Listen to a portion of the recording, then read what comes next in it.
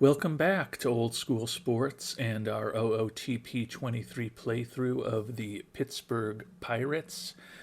We are finishing up the 2040 postseason.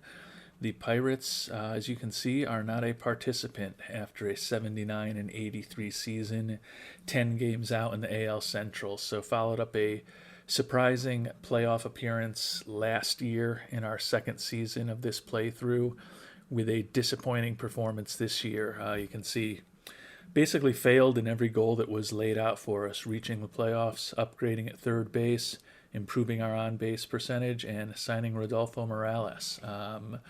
So it'll be interesting to see what kind of review we end up getting from Mr. Nutting when the playoffs are finally over and we officially move on to the postseason. The one positive thing, I guess, is that still made almost $19 million this year. So although we were disappointing on the field and we generated less revenue per game, the hope is that maybe our budget won't be cut back at the very least. And with the amount of money we made, I'd say that there would be a hope that we could get a budget increase if only we had actually met some of the goals that ownership had set out for us. So we'll find out what happens on that front after the playoffs. As we think about the upcoming season, payroll this year was around $60 million. We did shed some payroll close to the trade deadline, so it ended up being a little less than that. And looking at who is on the books for 2041, you can see we're over $80 million when we think about what players are expected to make in arbitration. So we're clearly not going to be able to support an $80 million payroll next season.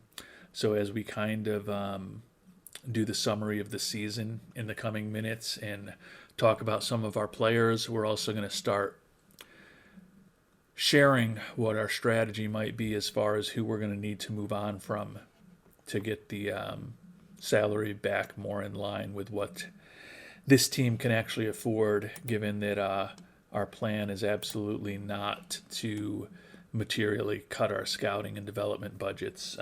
We already did that with our scouting budget a little bit last year. I think that with the amount of talent that is in our farm system at this point, back to being the number one ranked farm system in baseball, that continued heavy investments in player development and scouting are one of the only things we can probably do to differentiate this Pittsburgh franchise from most of our competitors.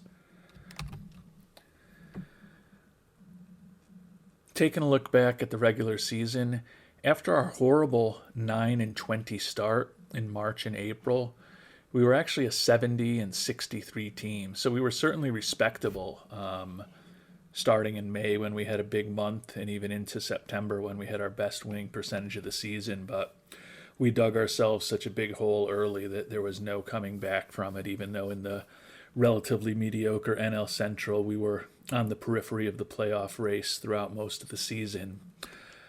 The big problem was our offense, 13th in the National League in runs scored. Once again, we had an excellent pitching staff, second in the National League in runs allowed. Very good defense. So the focus this offseason has got to be on improving the offense. And it may end up being an addition by subtraction situation. We may need to subtract some talent in our pitching and potentially go into next year with a less dominant pitching staff than we've featured for the last couple of years to bring on some players who can potentially help us offensively, because we're not going to win many games when we're that close to the bottom in the league in scoring, even though we do have good pitching. Taking a look at our offensive players, Isaiah Hill, once again the biggest star on the team, last year's NL Rookie of the Year and NL MVP award winner, by far our best player, put up a 5.8 WAR. I guess theoretically it was a little bit of a regression from his incredible rookie season. His batting average was down 4 points, hit 8 fewer home runs, drove in 17 fewer runs, and his OPS plus and WRC plus were both just excellent instead of almost jump off the page outstanding. He's going to clearly be back for us next season. Played right field most of this year. In a perfect world, we are going to need to bring on, it's not even in a perfect world, we need to bring on another corner outfielder who can hit. In a perfect world, that corner outfielder would be better defensively than Hill with a stronger arm, so he can take over in right field, and we could potentially move Hill to left field. But quite honestly, if we can just find a productive major league bat to join him and Ignacio Carbajal, our center fielder, in the outfield, that'd be a big win. Carbajal is really around for his glove, but had another respectable offensive season for us, hitting .291. Not a lot of power, but did use his speed to generate 41 doubles. If he can put up close to league average OPS plus and WRC plus, he's a reasonably valuable player with his very good defense. We did sign him early this season to an extension at what we thought was a reasonable $3.2 million. So we've got center field and one of our corner outfield spots covered with Hill and Carbajal next year.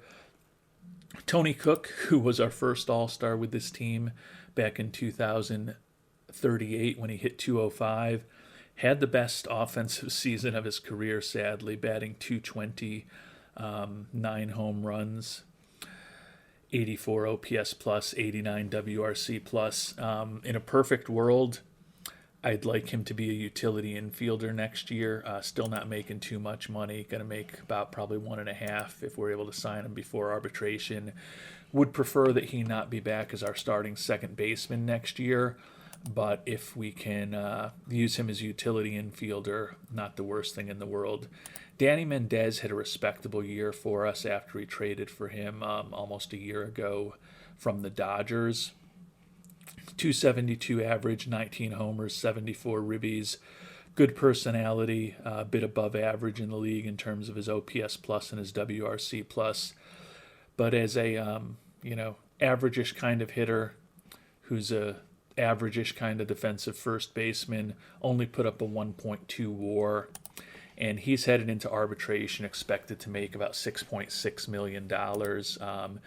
He is the type of player that, although he was our fourth best contributor in terms of WAR last season among our everyday players, that we probably have to move on from. I just can't see playing in the neighborhood of $6.5 million for a 30-year-old, not that great hitter, not that great defensive first baseman who's a run above replacement level, maybe a run and a half above replacement level in a best case scenario. So we will likely be moving on from him. Jim Kager, our third baseman, another player we're likely to be moving on from. He's going to be a free agent this coming off season. Like his glove, not much of a bat, although he was close to league average in terms of his OPS plus and his WRC plus. Like that he's durable, but I think he's looking for some kind of silly money given how productive he is. Actually, I think that's come down a little bit, but still, an average of $6.5 million a year puts him in the same neighborhood as Mendez, and I just don't see that being money wisely spent by this team. Chris Jackson, we traded away near the trade deadline. Jorge Lebron, we picked up near the trade deadline. He was a pretty average-ish offensive player for us after we picked him up. Like the speed, like the Iron Man injury proneness, he, over the course of his career, has had a pretty solid major league bat. The issue with him, again, is money. He's arbitration eligible, probably going to make $6.5 to $7 million if we get him signed before arbitration.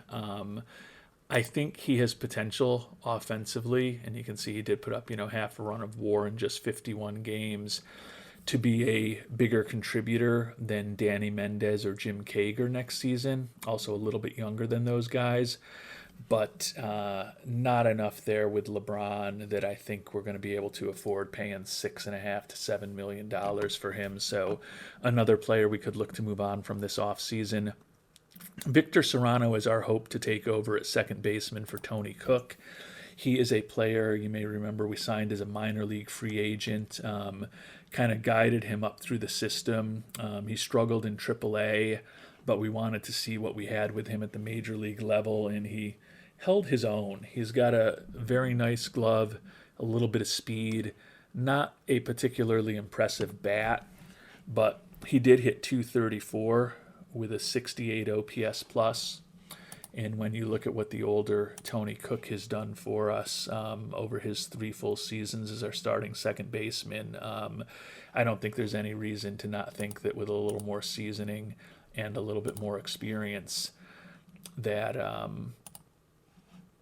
Serrano can put up better numbers than Tony Cook, just kind of looking at his profile. And he's also better defensively. So the hope is that he takes over at second base next year. Tony Fonseca was our shortstop the first 2.5 seasons of the playthrough. He's going to be facing a team option for $10.5 million this upcoming season, which there was no way we were going to be able to pick up. So we traded him away, and that ultimately opened up a spot for Oscar Gomez originally, who is all field, no hit.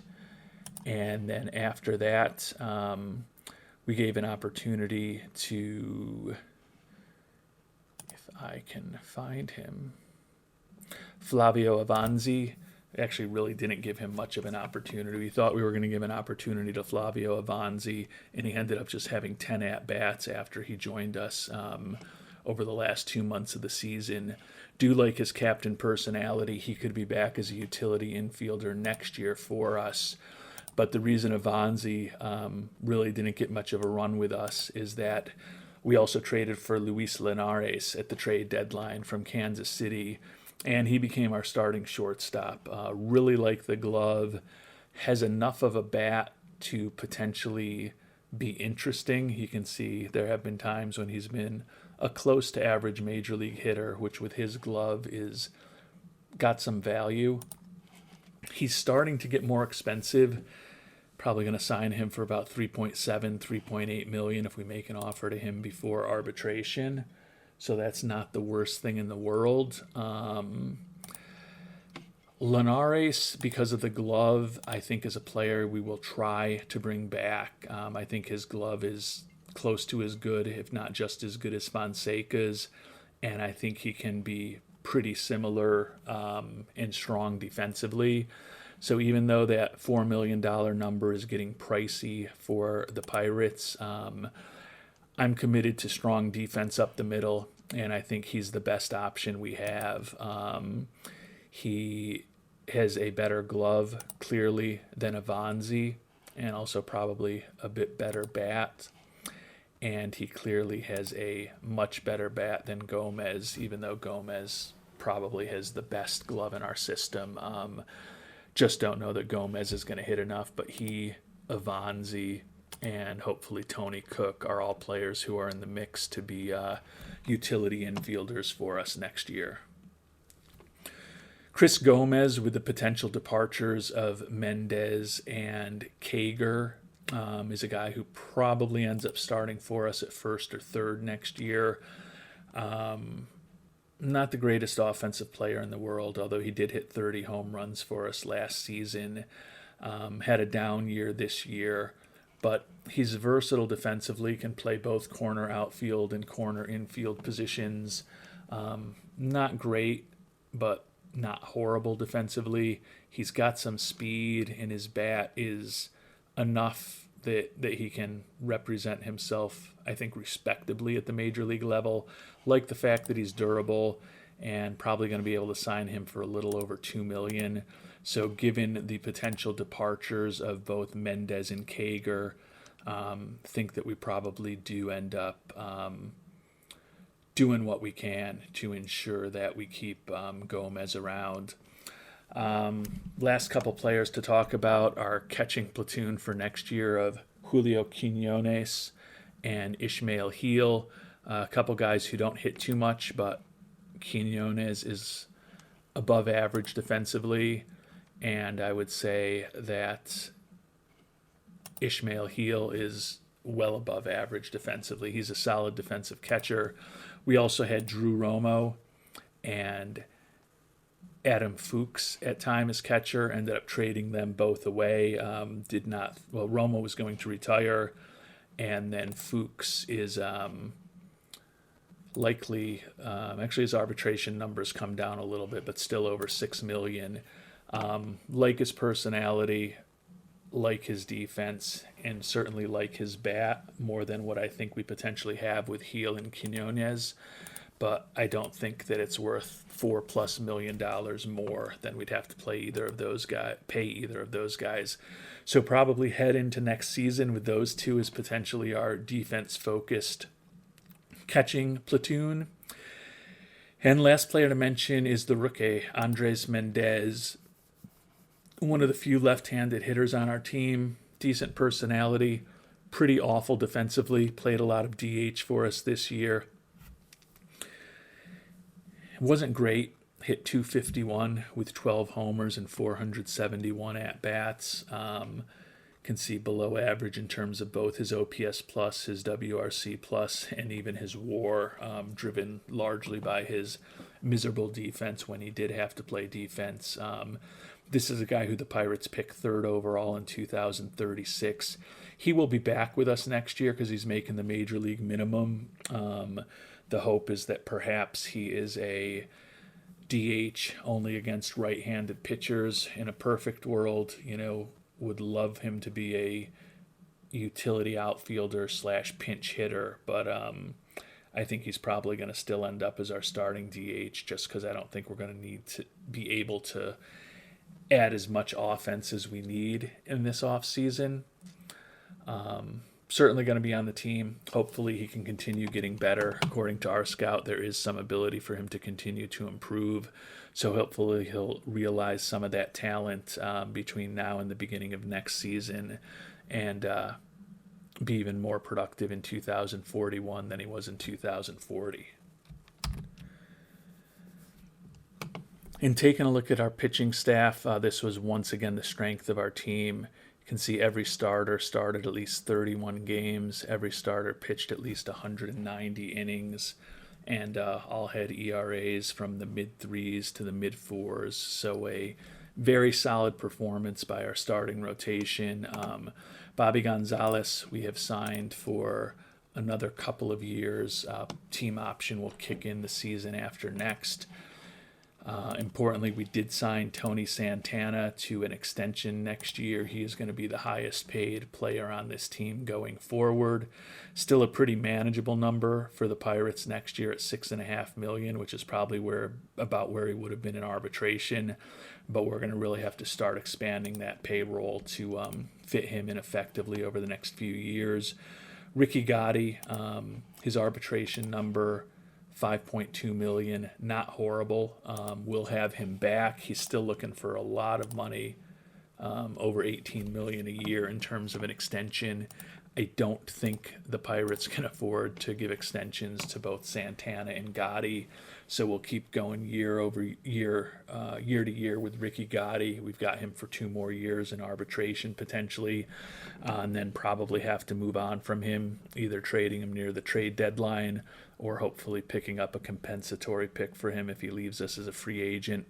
But he will be back. Marco Estrada is a guy we could potentially look to move on from this offseason. His arbitration number of $4 million-ish is not horrible. But he's a 4th or 5th starter who's been pretty close to a league average pitcher over the course of his career. Certainly has some value, but if we could put the $4 million that we're potentially going to be paying Marco Estrada into our offense next season, it's at least something I have to consider. Heriberto Rosales, 9-8, big drop off from his 17-11 season last year. His ERA almost a run higher, although his Sierra was actually lower and his WAR was a bit higher. So still was a productive pitcher for us. The 5th pitcher only expected to make about $1.4 million next year, so he can definitely come back and be our 5th or 4th starter, depending on what we end up doing with Estrada. Elijah Helton, nice acquisition for us. Picked him up right at the trade deadline in a trade with Minnesota. Took over as our closer. Still not even eligible for arbitration yet. Going to be making the major league minimum next year. He'll probably start getting expensive after that. We picked him up when we moved on from our previous closer, who was starting to get too expensive for us.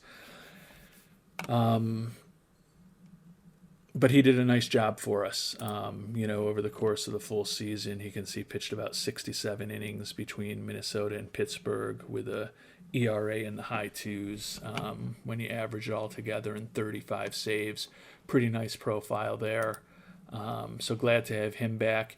Andy Ochoa is a reliever for us. 7-11 with 25 saves, all over the place in terms of our usage of him, but a 3.36 ERA when all is said and done. The concern with him is that his arbitration number is going to be about $5 million this coming season.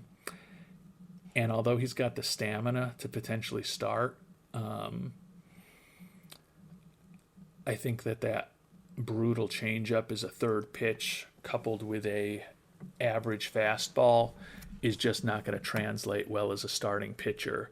So given that he's already fragile and given that he's going to be making about $5 million next year, he is someone who we actually have to consider moving on from. The only reason that we might keep Ochoa is that we also have Charles Deas, who we owe about $5 million to next year, given that Tampa Bay retained a big chunk of his salary. But he's even older, much older than Ochoa, going to be 33 in a few days. And he was good for us last year, but he didn't end up taking over that closer role with the fact that Ochoa saved some games for us and Helton did. With the fact that we've got two relievers, neither of whom is likely to be our closer, who are expected to make about $5 million next year, probably need to move on from at least one of them. Willie Arenales, who we picked up in the Rule 5 draft from KC, our first year of this playthrough. Really nice year for us, 100 strikeouts and a 2.41 ERA over 89 and 2/3 innings for the lefty out of the bullpen. Omar Lopez, he was fine, only pitched 14 innings at the major league level with a middling 4.50 ERA. He is going to be a, kind of roster bubble player for us.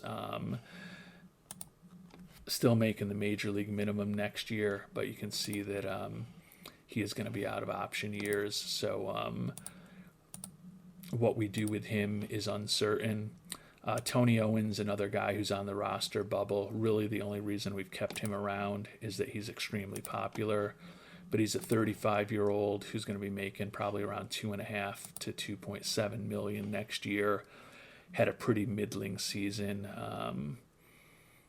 Basically a replacement level pitcher for us. Although he is a fan favorite and has a nice personality, actually a very good personality. I just don't know that we can afford to pay $2.5 million for a average-ish major league reliever, even if he is popular. So Owens is a potential casualty in the offseason.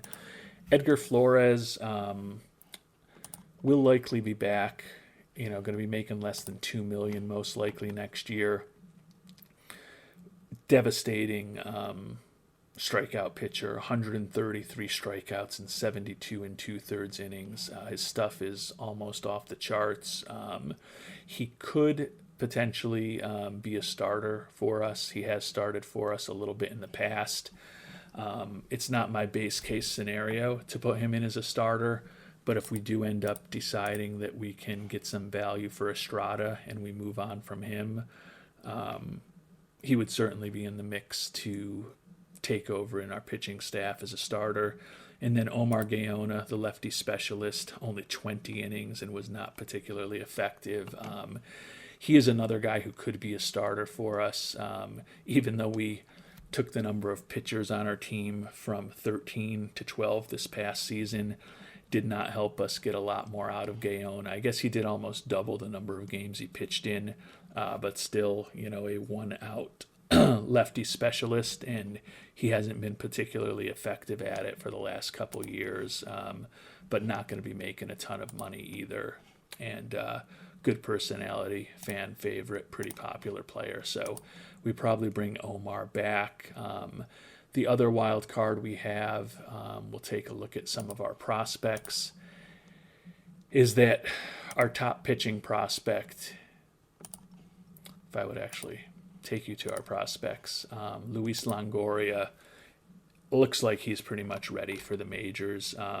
He had a meteoric rise last season, started in A-ball, pitched 9 games there, 9 games in high A, 4 games in double A, and then 7 games in triple A. And other than the 3.05 ERA in single A, had an ERA of about 2.5 or lower at all 3 levels. You look at his profile, he's clearly ready for the major leagues. He will be on our pitching staff shortly. Given that I am a weaselly general manager of the Pittsburgh Pirates, I probably am going to try to manipulate his service time at the beginning of the season to get an extra year out of him before he'll hit free agency. So we'll probably bring him up, injuries notwithstanding, in late April or early May. But he is another reason why we do feel like we can potentially move on from Marco Estrada and Ochoa and or Deus, potentially Omar Lopez, and potentially Tony Owens, because we do have some help coming with him. And we've got a few other pitchers in AAA that I think can provide similar performance to what we've gotten from the likes of Owens and Lopez, and to some extent even Estrada over the past few seasons. And back to our top prospects, the issue is that other than Longoria, who we talked about already and is major league ready, we don't really have people that are close to being able to help us next year. Angel Aguilar looked on as the number 9 prospect in the game. He was drafted the year before we took over the team, split last year between A and high A, hit 278 and 257 across the 2 levels with 18 home runs. Not the greatest defensive outfielder, but certainly someone who has the potential to be a really good hitter. That contact is off the charts and the home run power is potentially excellent. He's durable, probably still a couple years away as a 21-year-old. And you're going to see a common theme here with our other 2 prospects. Henry Gonzalez is the player that we picked number 1 overall in 2038, our first year leading the organization. Number 16 prospect in baseball.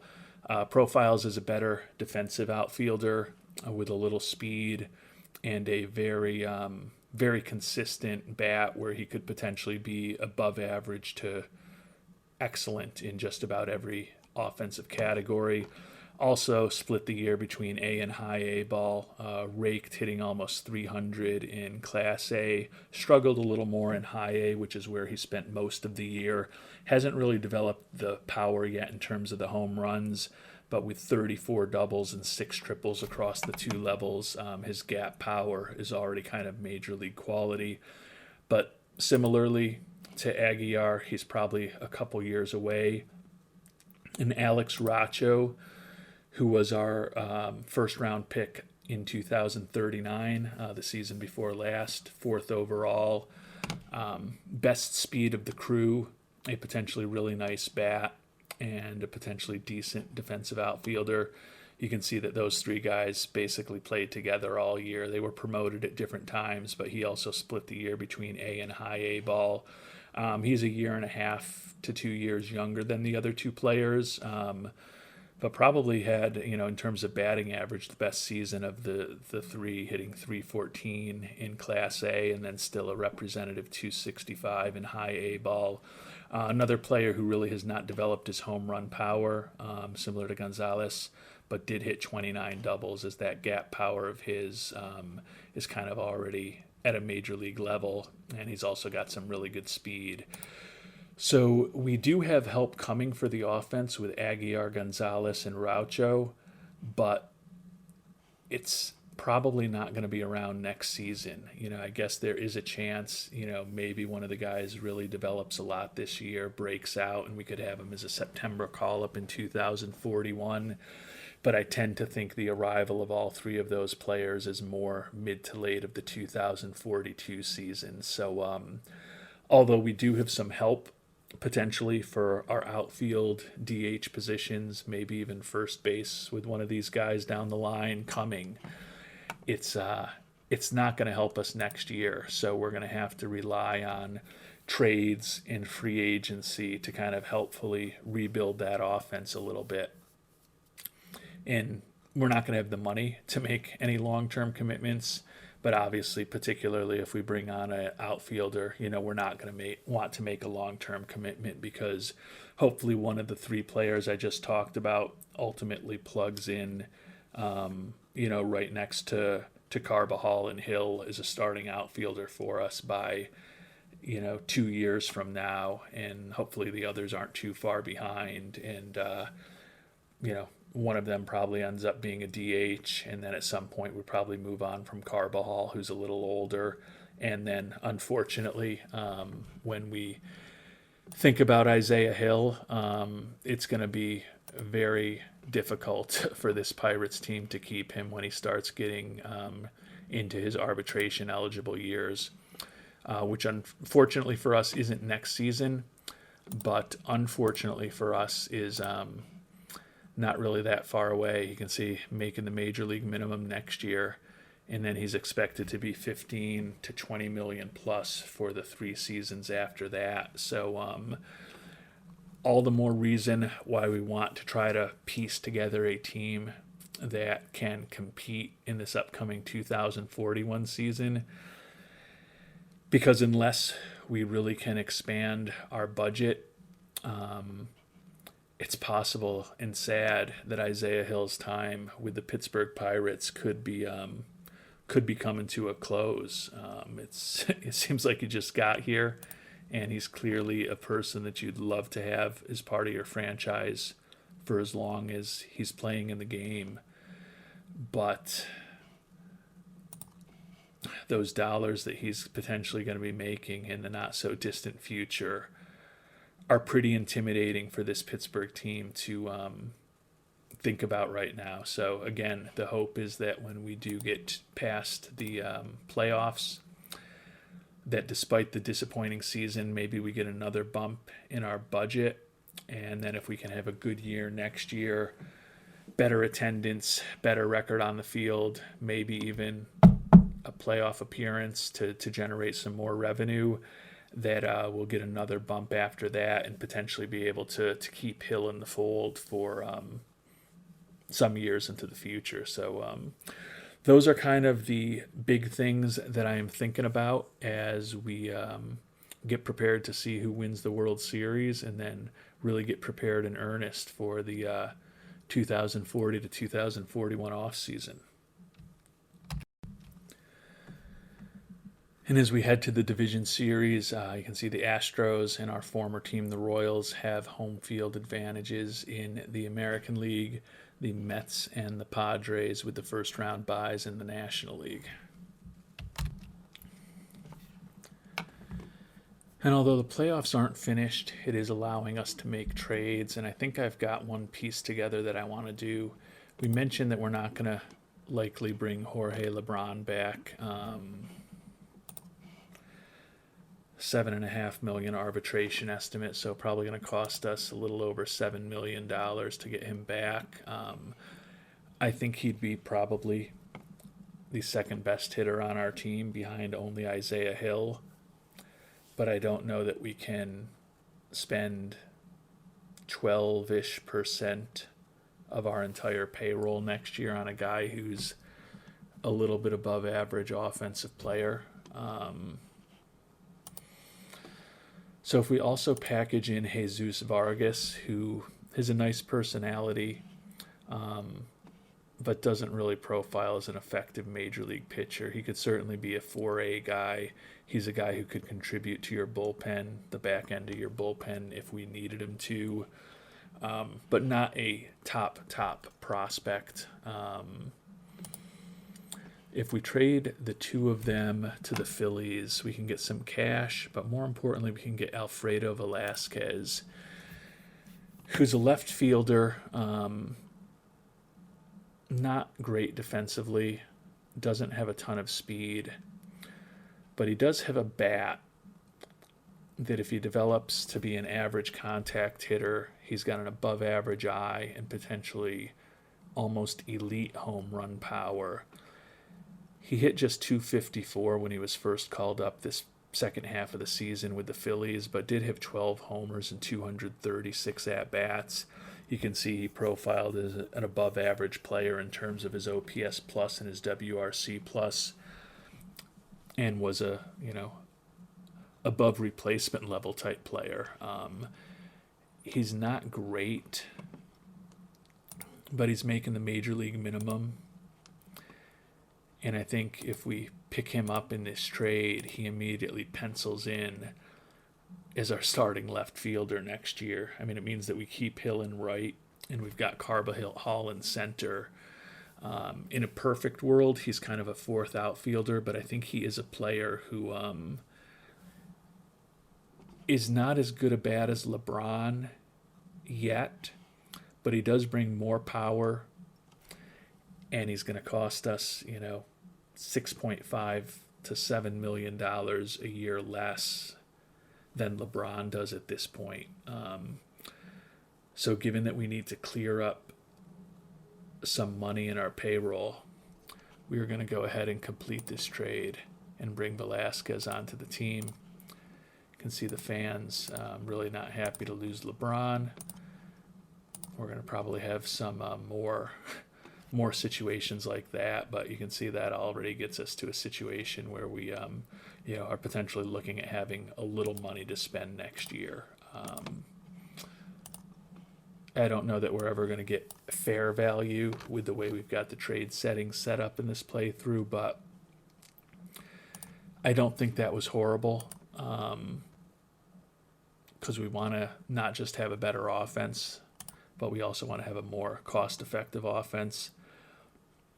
And you can see that at least initially Velasquez is slotting in as our cleanup hitter and left fielder against righties, and our DH and number 5 hitter against lefties. So I think there's potential that he can have an above-average offensive season for us next year. And with the way that this Pirates team is currently situated, guys who put up above-average offensive numbers are pretty rare and pretty valuable. And another round of the playoffs is in the books. In the American League, the White Sox and the Blue Jays both upset the favored teams that they were facing, the Astros and the Royals, in the ALDS. In the National League, the chalk held with the Mets facing off against the Padres in the NLCS. And the White Sox and the Padres going to be facing off in the World Series. You can see the White Sox 89 and 73, second in the AL Central behind the Royals.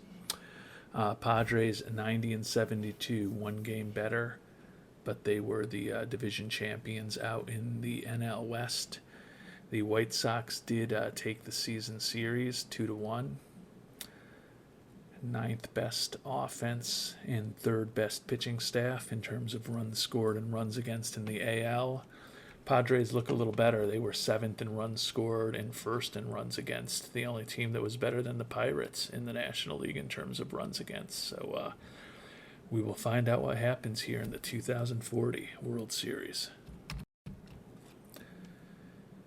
And the San Diego Padres, by virtue of a 4-2 series win, are your 2040 World Series champions. Who knows? Maybe the Pirates will be on top next season. And as we get ready for next season, it's time to find out our evaluation and, even more importantly, our budget. We know the evaluation isn't going to be good. Disappointing year. Didn't upgrade at third, didn't improve our on-base percentage, didn't sign Rodolfo Morales, did bring in a Gold Glove winner, although he's a guy we're likely to move on from in the next couple of days. Wants to get back to the playoffs next year, an eventual championship within 4 seasons. That's pretty ambitious. Worried with our performance as far as his goals, but his overall mood with our performance is worried with our performance as far as his goals. His overall mood with our performance is good. Wants a winning record, more stolen bases, more fans in the seats, and a World Series in the next 4 years. We'll see how we can do. And now, what's our budget going to look like? 134 million. So we did get a $4 million bump. I think that reflects the good financial position we had the team in for the year. Probably would have been $8 million if we had done better in terms of some of the goals that we have. Do have some changes coming. Team trainer and first base coach leaving. Some minor league folks leaving. We knew those contracts were expiring. We were fine moving on from them. You can see Aguilar still the ninth best prospect in the game. And we are off to arbitration, where even though we have traded away Jorge LeBron, between Danny Mendez and his $6.6 million number, Tony Owens and his $2.9 million number, Andy Ochoa and his $5 million number, Marco Estrada and his potential $4.2 million number. There are definitely some players that we may be moving on from in relatively short order. Still no money left, because even with the move away from LeBron, still got $76 million of payroll for next year, just to at least give us the flexibility to start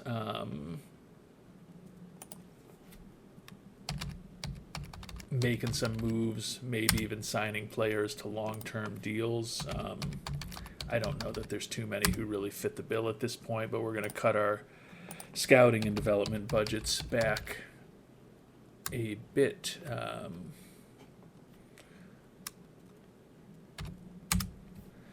Just to ensure that we've got a little bit of money to spend on free agents.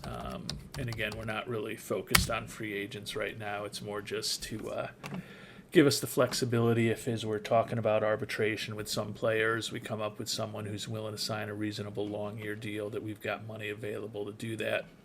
Obviously, the hope is that when we do go into next season, scouting and development will be pretty high, certainly higher than these temporary levels, and at a level that will kind of keep the player development going well in our system. So we're going to go through and make offers to most of the players that we want to keep. And then we're going to have to make some decisions on what, if anything, we can get in trade for the players that we potentially don't want to bring back in arbitration. So we've made offers to about half of the arbitration-eligible players: Gotti, Rosales, Arenales, Flores, Gaona, Tony Cook, and Luis Linares. Jordan Owens and Chris Gomez, neither of them wanted to talk to us. We're going to look to trade Danny Mendez, or at least see what's available. As we've talked about, I just don't think $6.3-ish million for a slightly above average first baseman is money well spent for this Pirates team. Might move on from the popular Tony Owens. Might move on from the excellent reliever Andy Ochoa. Although if we can trade away Deus, who's probably making similar money, we may keep Ochoa because he's younger. May look to move on from the starting pitcher Marco Estrada. And then Julio Quinones, the catcher who we picked up last year. I like that he's an Iron Man. I like that he's better than respectable defensively. Just not much of a hitter. And he's looking for $2.31 million. I'm just not sure what to do with him right now. If we're able to pick up a different guy who could be a backup catcher, trading away one of the other arbitration eligible guys, that may be the way for us to go. Unfortunately, the demand for some of the arbitration eligible players on our team is little to non-existent.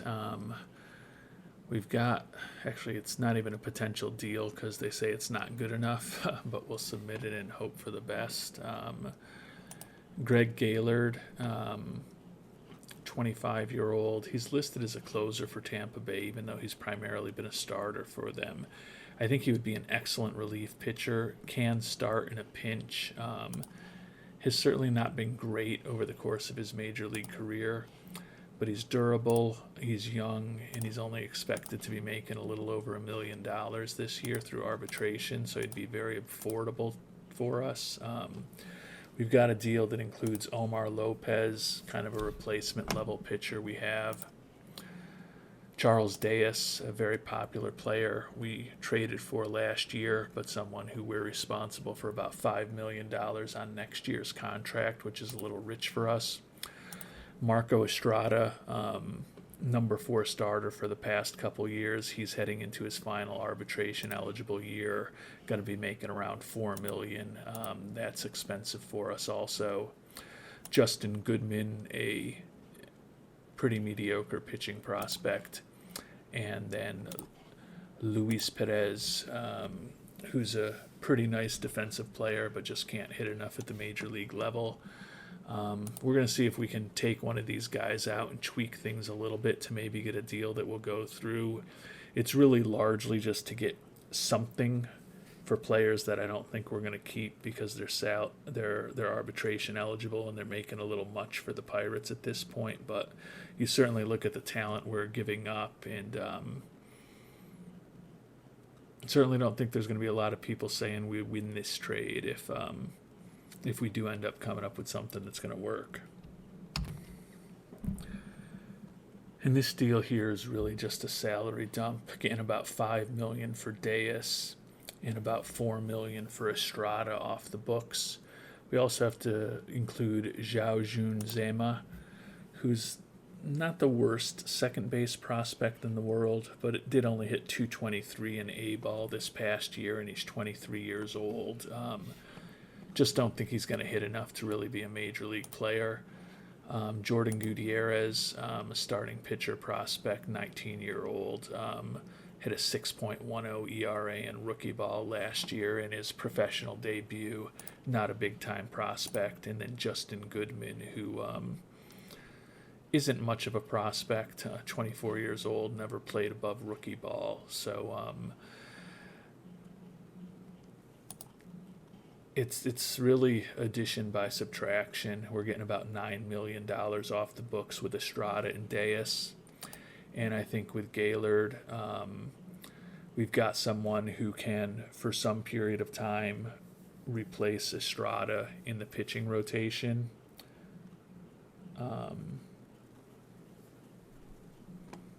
I think that would be the plan at the beginning of the year until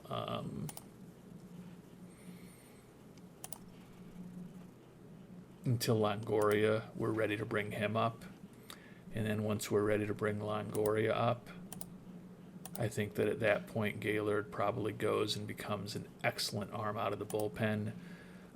He's durable, and as I think I talked about, he's probably only going to make a little more than $1 million this coming year. So it lets us open up a lot more budget space for the offseason. Estrada was never interested in a long-term contract, and he's really been kind of a replacement level arm. And trading away Deas, who's making about $5 million, we're going to take a hit because he's a popular player that we picked up just a year ago. But trading away his $5 million contract as a reliever probably will allow us to, at least for one more year, keep Andy Ochoa, who's likely to be making a similar amount to Deas, but who is younger and a better pitcher, although he's fragile.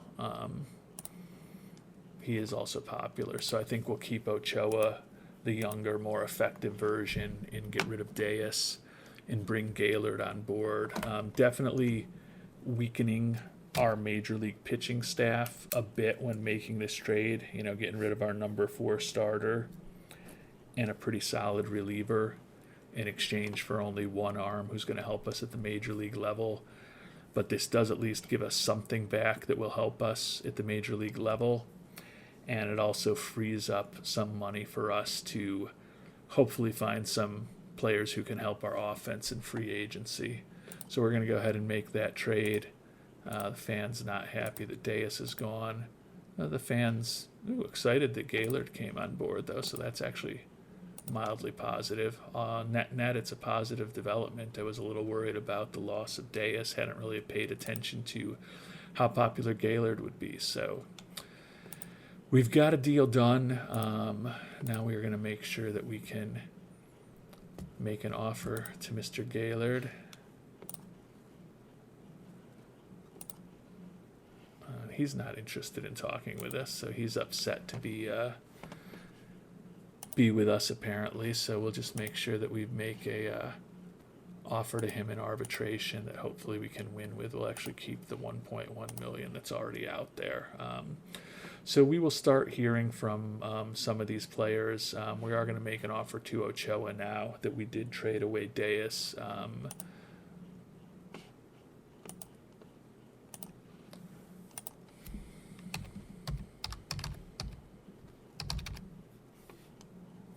I don't want to be too pushing it with him. So we'll put an offer out there to Ochoa. Hopefully get him signed. Still waiting to hear back on the rest of the arbitration players that we made offers to. Tony Owens, there's not much of a market for. Danny Mendez, there's not much of a market for. Still got to figure out what we want to do with Quinones. Gomez and Owens, we probably do want those guys back, so we're just going to end up making offers to them. And we'll kind of continue on with arbitration, find out what happens with some of these players. We've got a lot of minor league free agents that we've got to think through, as you can see from this massive list here. So we got a lot of work to do in the early stages of this offseason, and we'll continue that work in our next episode. Until then, would love to hear your thoughts on the decisions we've made so far. And thanks so much for watching. Hope you have a great day.